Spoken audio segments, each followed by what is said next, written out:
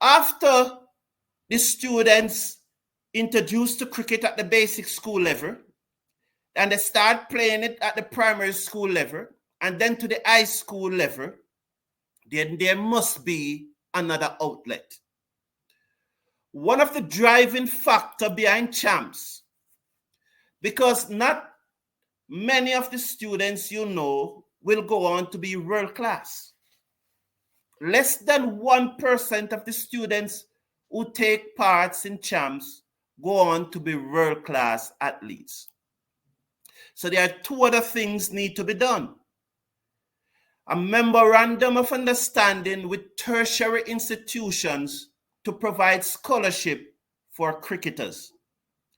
Naturally, certain criteria and certain standards would have to be met. But of all the cricketers, of all the children that you'll be introducing cricket to, less than 1% of them will go on to be world class, will go on to represent the West Indies and to get T20 franchise contract. It's the same thing in track and field.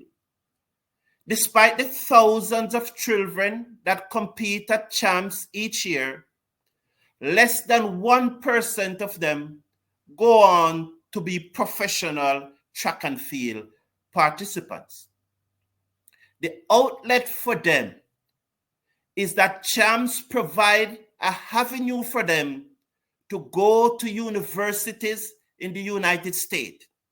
It provides an avenue for the majority of them to make a life outside of track and field, but using track and field as a foundation for their matriculation.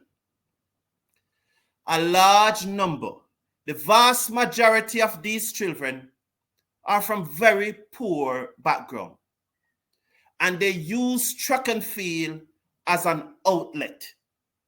They know the higher the standard of the performances, the greater the chances of them getting a scholarship. So these students go on to universities in Jamaica, where there's also a strong track and field culture among tertiary institutions. Yes, so it's not only at the high school level that the culture is strong, but also at the tertiary level.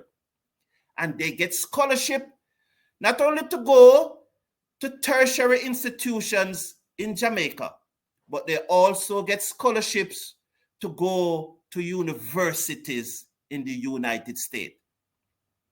So they know that most of them will not be able to represent Jamaica.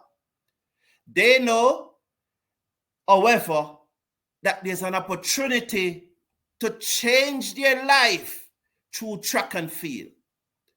Cricket West Indies, the JCA, and the other regional bodies must recognize and provide this opportunity by working with the universities to create that avenue for when they leave high school, even if they do not go on to represent their regional territory, there is an avenue for them which cricket provide them to a higher level of education. Therefore, the universities must come on board, and especially in the United States of America, Cricket West Indies must engage with the universities in the USA to get them to start playing cricket. That is key, in my opinion, is key to the content for West Indies cricket to improve.